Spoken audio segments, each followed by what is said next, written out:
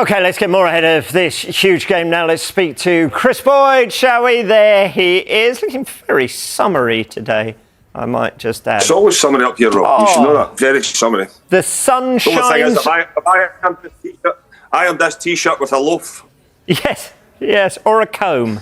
Something like that. The sun shines on the righteous, my dear friend. Right, we'll talk about Arsenal PSG in just a moment, but I'm still trying to catch my breath after last night. What about that game between Inter and Barcelona? This is how football should be played, isn't it? Not this sideways passing nonsense. Just get up there and get at them. Get it forward. That was an unbelievable game of football. It was one of those games that you just didn't want to end. And you felt as if Barcelona would probably go and nick something else at the end of extra time and take us to penalties. But, I mean, what a game of football. And Rob, it was the exact same as the first leg. You know, when you thought as if Inter Milan were going to run away with it, then Barcelona come back, and I mean, it was just entertainment right from the start to the end. And I think for the style of play that Barcelona want to play, they leave themselves open defensively, but Inter Milan in terms of that defensive unit, but they get numbers forward and need to score 7 goals in a semi-final, 2-legged ties then to go through. Fair play to them. I think when you go back to the group stages as well, they were consistent in it. Only Liverpool finished with more points in them. Obviously, they're the same as Barcelona and Arsenal, Inter Milan. But for them to get to the final is a fantastic achievement. They've had a stuttering domestically, but in Europe they've been unbelievable. And I mean, I think a lot of people might look at it and think it's a one-off, but you only need to go back a couple of years as well in terms of the performances they showed to get to that final as well. They're a real team that whoever goes through tonight will have a very, very difficult game in the final. Yeah, let's talk about tonight. It is a massive game for Arsenal later, isn't it? Is it fair to call it season-defining? If they were to go out, what would the implications be if they were to go through? Happy days in North London. Well, I mean, I think because of the way that the season has domestically has ended for Arsenal, there's a little bit of disappointment there in terms of you felt as if they were going to run Liverpool close. That didn't materialise, and then it looks as if they're going to be in a battle now as well. I mean, they will finish in the top 5. There's no doubt about that. But I mean, they're probably going to make harder work they have made harder work than they should have. And even at the weekend there as well, you felt as if get the job done. But I mean, everything has been geared towards us. And even as a player, I know like domestically you've got to switch on, but when you've got a semi-final of a Champions League tie, when you've already lost the first game, at the weekend there especially, that everyone needs to be ready for Wednesday night, and that's exactly where Arsenal are. Everybody needs to be firing on all cylinders tonight. There is no doubt that with PSG, they came out the blocks last week and Arsenal struggled to deal with them. But take nothing away from Arsenal. I thought they regrouped and they caused Paris Saint-Germain problems of their own, but when you look at the pace that PSG have got in the counter-attack, it's going to be very difficult for Arsenal tonight. But with Thomas Partey coming in, it will make a big difference, not only for Arsenal defensively in terms of his understanding and his know-how where to be on the pitch when the opposition attack. Also, I think it frees up Odegaard and it frees up Declan Rice to go and join him with the forward players. And we've seen before, when that happens, I mean, I know Declan Rice has obviously played centre-back before, he's played as a holding midfielder, but I just feel as if, the further forward he is, the better he is. I mean, his energy, he's a good player, obviously set plays as well, but he sees a pass and he drives the team forward, but he can only do that when the security of Thomas Partey is behind him. So I do expect a different Arsenal tonight. I think we'll see one similar to the team that took to the field in the Bernabeu, and you never know. I mean, as I said last week, Rob, I don't think this tie is over yet. And if Arsenal can go there and get an early goal, you seen it last week when everybody was saying about how anxious the Arsenal fans got in the stands and it was quiet. I think there'll be a party atmosphere at the start of the game, but if Arsenal have to go and get a goal over there as well, I'll ask questions of the PSG supporters to see if they're right behind their team. But and if you're going to go through it, you need to go there and silence them early. Yeah, you're in timber back in training as well. That's a big boost for them too. Yeah. You talked about the Bernabeu, and that is a cauldron. That is drama. That is glamour. That is glitz. That is pressure. And they went there and got a result. But they were holding all the cards going into that game, weren't they? They had all the aces up their sleeve. This one is different. They need to chase this game in some ways, and the Parc des Princes can be equally oppressive, aggressive, loud, pressurised, can't it? Yeah, I hear you. But I mean, I think in a game of football, everybody gets, and I've already said it there as well, you need to go and silence the crowd early. They don't need to score early, Arsenal. Even the latter stages, they do need to win the game. But, I think for Arsenal's point of view, they don't want to go and, open up, because if they do that, then PSG have got players that can really, really hurt you. I think you're not going to see Arsenal change from what they are. They will be compact defensively, and then, ask the fullbacks to get forward at the right times. But as I said, I think with the security of Thomas Partey coming in there, it just allows that little bit more legs, shall we say, in the forward area in terms of Declan Rice, that driving force from midfield. I even think, Odegaard and Saka combine well, but when Rice is further up the pitch, I think Odegaard benefits from that as well, because he will get beyond defences. He will ask questions. That third man running into the box, he's prepared to run without the ball, and by doing that, it frees up space for other players around him. So, for me, I think that I know everybody will look at it, and Thomas Partey's coming back in, but it's been able to have Declan Rice further up the pitch for me that will have a big benefit. Our Arsenal fans will be hoping that there's a big benefit from that tonight, because we've seen before he can control games of football, whether it's going and pressing, whether it's with the ball. But Arsenal are going to need their leaders tonight, and Declan Rice is definitely one of that. Yeah. Now, before I ask this question, I've got to put the caveat in. There is no suggestion that Mikel Arteta's position is under any sort of consideration. So I've got to say that before I say the next bit. If they were to miss out on the Champions League, having once again blown up in the title race, does that equal a big rethink needed in the way they go about things at the Emirates, or are most of those pieces in the jigsaw now? I think it's been a strange season for Arsenal in a way, Rob, as well. In terms of, we always, I know it wasn't done, but how far back were we all talking the league's done, Liverpool's going to win it? So it's very difficult to maintain that form domestically when you know that your rivals are more or less there. They'd no Europe to concentrate on, Liverpool after being knocked out with PSG, and Arsenal have tried to keep the title race going for as long as they possibly could. But at the same time, knowing you're going to win the Champions League next year, you were throwing all your eggs in the one basket of trying to win the Champions League. I think it would have been totally different if Arsenal had been in, a point or 2 points behind Liverpool. It's never been the case. So there was never any opportunity for them to ask a real question of Liverpool, in the latter stages of the season. So for me, I think that Arsenal have prioritised Europe, and that then. Once, if you get knocked out tonight, that will then raise other questions for Mikel Arteta. How do you get a team to compete at the latter stages of European competitions, because that's where Arsenal want to be. But also you need to be challenging the full season if you're going to win the Premier League as well. So there will be questions that Mikel Arteta will have to answer. But right now, I think everybody's had their say on it. If Arsenal have to find an out-and-out proper number 9, I think they would have been in a far better position. They would have picked up better results in the league over the course of distance of that, and they might have been able to get closer to Liverpool and ask a question of them, and then it might have been different. You might have seen different selections from Mikel Arteta domestically and in Europe, but right now Mikel Arteta's prioritising Europe, and rightly so. As I said, they got themselves in a fantastic position in the league, where they were away from the group that's behind them.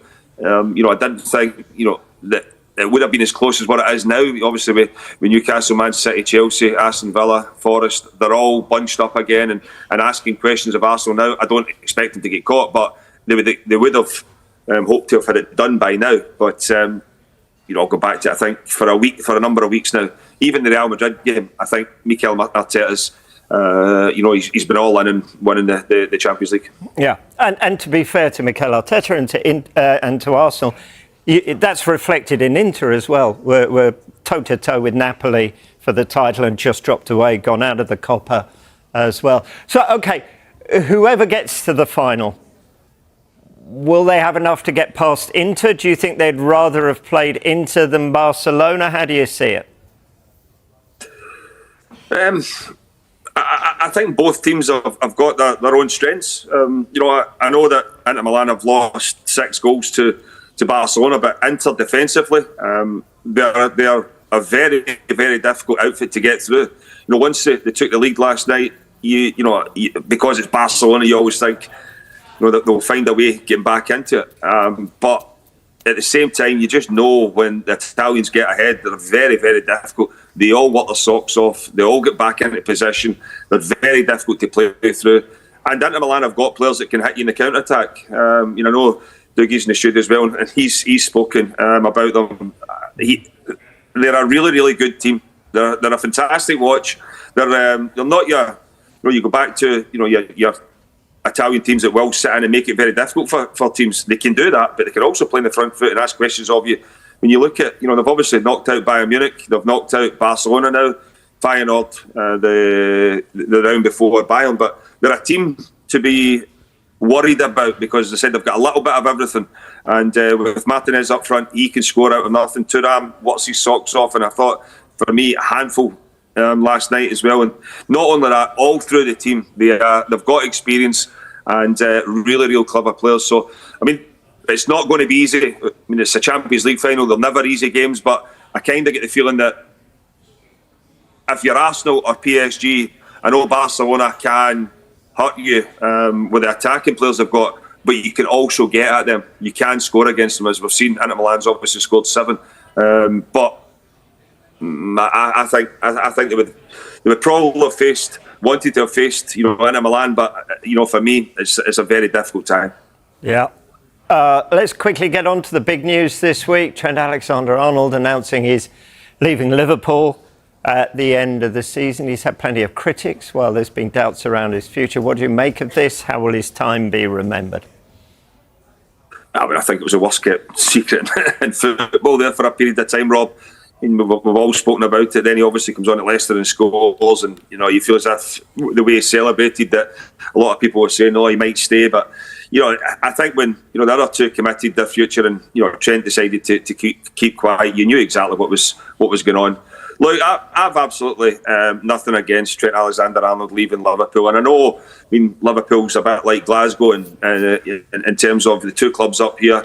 You get players who the fans idolise them. Trent Alexander-Arnold falls into that bracket as well. Liverpool fans idolise him, but listen, when you've got the chance to move to Real Madrid, I think the most difficult part for Liverpool will be because they now seem as if they're going to challenge. In Europe they've always done it, but in terms of in the Premier League they've not done it for a number of years, and now they've 2 titles in such a short period of time. They feel as if they've got a squad now to kick on and try to dominate English football. We've seen it before. It's a difficult thing to do, but with a few additions in the summer, Liverpool will feel as if they will be favourites going into next year's title as well.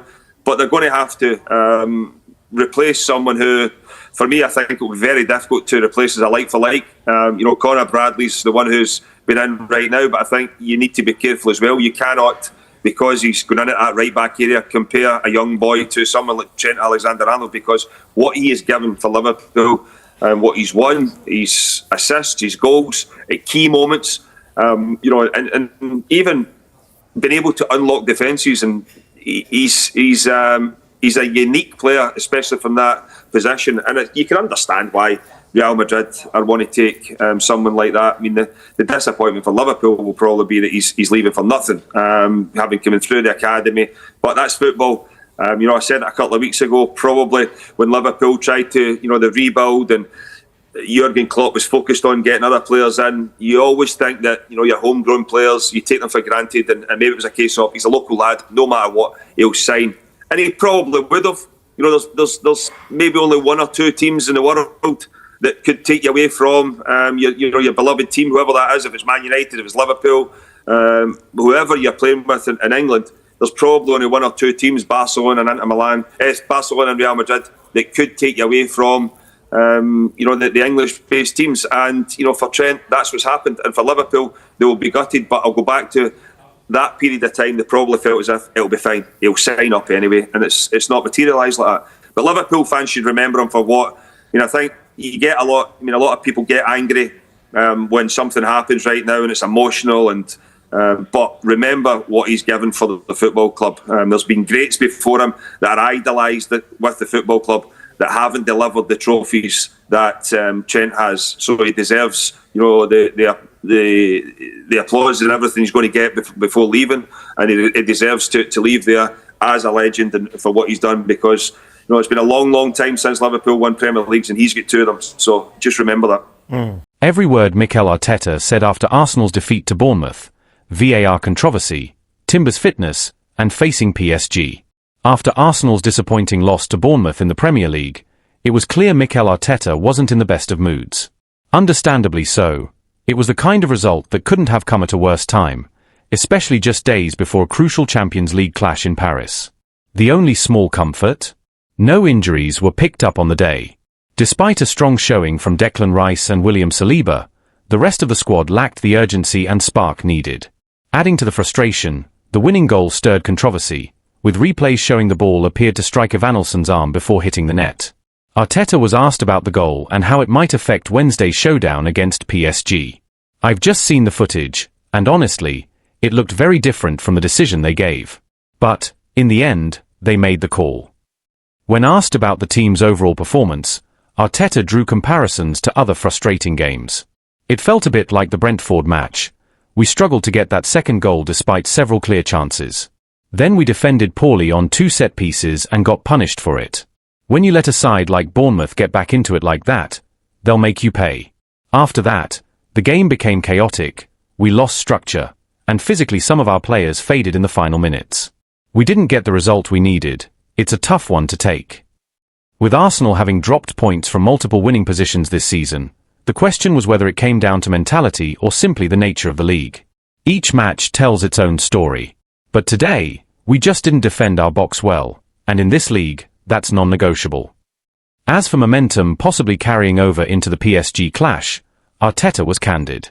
We were hoping to go to Paris with a great result and strong energy. Instead, we're carrying frustration, anger, and disappointment.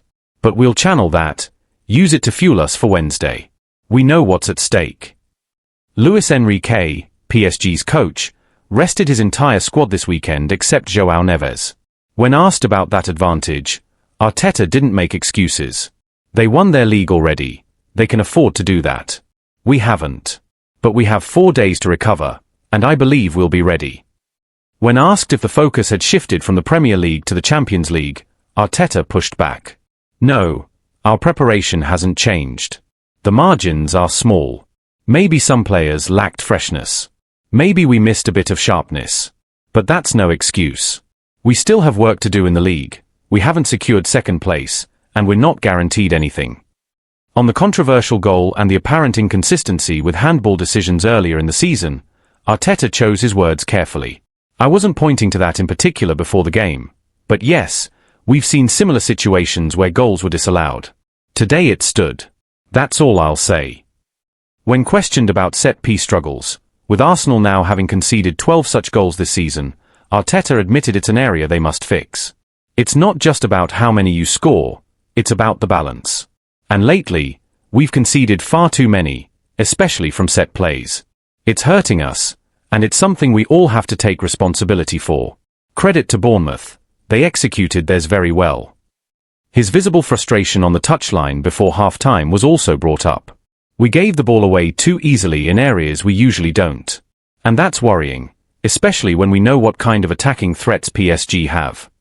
Regarding injuries, Arteta was cautious about Jurrien Timber's availability. Confident for Wednesday? No, not at this moment. He couldn't play today, and that says a lot. When asked what Timber's issue was, Arteta replied, "I can't share that right now."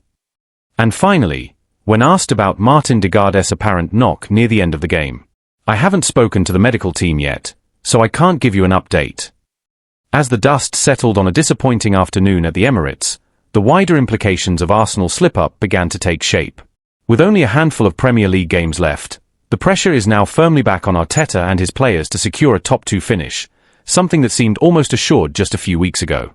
The reaction from fans has been mixed.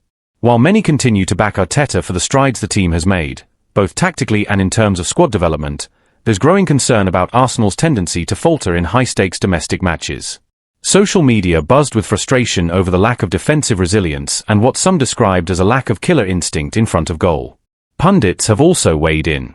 Former Arsenal legend Ian Wright noted post-match that this is a team that looks caught between two priorities, the league and the Champions League, and right now, they're not handling the balance well. Others pointed to fatigue and a lack of depth as core issues, especially when rotating players like Gabriel Jesus, Martinelli, or Trossard doesn't yield the impact expected at this stage of the season. Internally, the club knows that the midweek trip to Paris is now more than just a semi-final. It's an opportunity to restore belief, to show that, despite domestic stumbles, this Arsenal side is still capable of making history. The players were reportedly quiet in the dressing room after the match, but a few, including captain Martin Degaarde and Saliba, urged the squad to turn the page fast and focus entirely on PSG. As for Mikel Arteta, he faces some tough decisions. Should he risk bringing Timber back into the squad even if he's not fully fit? Does he stick with Havertz as a false nine or consider a more traditional striker to take advantage of PSG's high line? How does he rotate his midfield, particularly if Rice and Degaarde are beginning to show signs of fatigue? Off the pitch, pressure is also mounting. The board remains supportive, but expectations have risen. This season was not just about qualifying for Europe, it was about winning something. And while the Champions League remains a golden opportunity, Arteta knows that another collapse in the league could sour the overall perception of the season's progress. There's still a sense of optimism in North London, but it's cautious, tempered by recent results and the razor-thin margins of elite football. One moment of brilliance or one lapse in concentration could define the entire campaign. Arsenal's destiny now hinges on how they respond, not just on Wednesday night in Paris, but in every moment from here to the final whistle of the season.